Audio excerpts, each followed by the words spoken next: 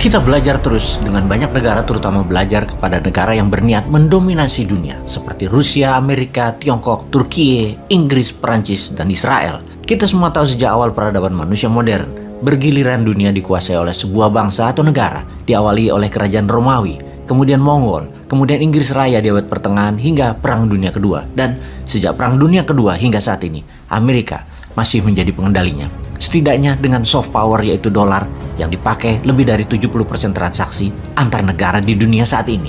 Amerika untuk mendominasi dunia dalam New World Order sudah mendapat tantangan banyak sejak awalnya, yaitu sejak Perang Dunia Kedua. Ditantang Uni Soviet dengan perang dinginnya yang pada akhirnya dimenangkan Amerika dengan runtuhnya Uni Soviet di tahun 1991. Kemudian sejak tahun 2008, Amerika mulai ditantang oleh Tiongkok di dalam pendominasian dunia, setidaknya secara ekonomi, di mana banyak negara yang mulai dikendalikan oleh Tiongkok pada saat itu. Di mana negara-negara di bawah pengaruh Tiongkok tersebut mulai berani mengatakan, kami tidak perlu Amerika lagi. Yang puncaknya di tahun 2017, perang dagang dua negara dimulai. Kemudian sejak saat itu, persaingan keduanya mulai di mana-mana dan kemana-mana. Eskalasi persaingan awalnya dagang kemudian ke langkah militer di tahun 2022 ini menarik untuk diperhatikan, dan sebagai negara, Indonesia harus selalu mewaspadai efeknya dan punya langkah antisipatif. Apa bukti ketegangan Amerika Tiongkok ke arah militer? Sebuah fakta pada Shangri-La Dialog beberapa saat yang lalu di Singapura, Menteri Pertahanan Tiongkok Wei Fenghe agaknya sudah tidak basa-basa lagi menantang Amerika dalam hal militer tentunya, yaitu dalam urusan Taiwan. Menhan Tiongkok tersebut berkata dengan kalimat, kalau Taiwan menyatakan kemerdekaannya, itulah masa Tiongkok akan menyerbu Taiwan, dan siapapun yang membela Taiwan akan kami libas. Ini pernyataan sangar bin berani. Saat ini dunia sedang menganalisa pernyataan tersebut karena hal itu ibarat melemparkan air dari gelas ke muka Amerika secara langsung. Beranikah Amerika bertindak membela Taiwan? Ada dua hal yang akan kita diskusikan dalam video narasi kali ini, yaitu kemunafikan Amerika dan strategi Tiongkok mendominasi dunia. Kita ke Amerika terlebih dahulu.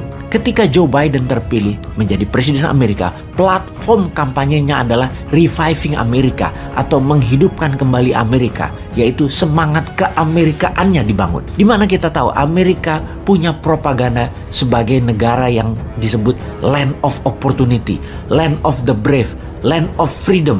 Dan hal itulah platform kampanye Biden yang mau dihidupkan kembali semangat keamerikaannya tersebut. Terlihat mulia ya janji kampanyenya. Biden mengatakan Amerika kembali seperti yang dulu. Setahun kemudian kita tahu maksudnya Biden. Amerika kembali menembaki anak-anak di sekolahan. Amerika kembali memasuki masa teror bersenjata. Amerika kembali mengkhianati teman-temannya. Amerika kembali mengkhianati sekutunya. Dan semua ini terjadi di bawah administrasi Joe Biden. Kita mulai dengan teror bersenjata di mana ada 13 kejadian dalam waktu kurang dari 3 bulan di Amerika yang membunuh anak sekolahan.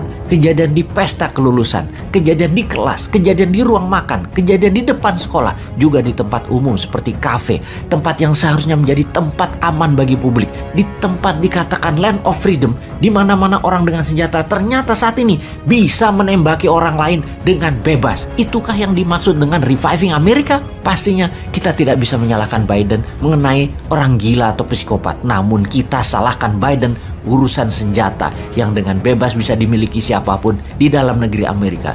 Di tahun 2022 ini saja sudah terjadi 246 kali penembakan ke arah massa yang brutal.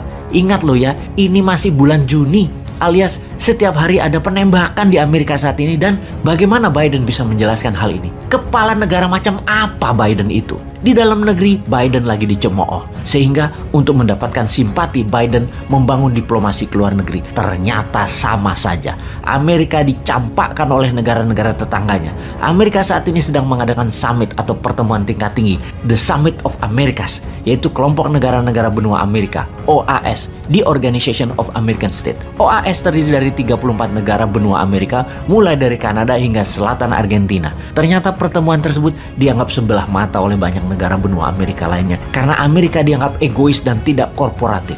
Meksiko, tetangga yang nempel pagar Amerika, tidak hadir tidak mengirimkan kepala negaranya, hanya mengirimkan menlunya saja. Summit ini pertama kalinya bagi Amerika menjadi tuan rumah sejak summit tahun 1994. Ketidakhadiran Meksiko adalah pukulan telak bagi Amerika karena setelah Amerika, Meksiko adalah negara terbesar kedua ekonominya di benua Amerika tersebut. Selain pemimpin Meksiko tidak hadir, pemimpin negara lain pun banyak yang tidak hadir seperti Honduras, Guatemala, dan El Salvador tidak hadir juga. Jadi, apa penjelasannya atas boikot? Pemimpin negara-negara tersebut tidak hadir. Di antara ketidakhadiran karena boikot, ada 3 negara benua Amerika yang tidak diundang di Summit of Americas, yaitu Venezuela, Kuba, dan Nicaragua, dengan alasan ketiga negara tersebut tidak diundang karena tidak menerapkan demokrasi di negara masing-masing dan Amerika tidak mau berhubungan dengan mereka.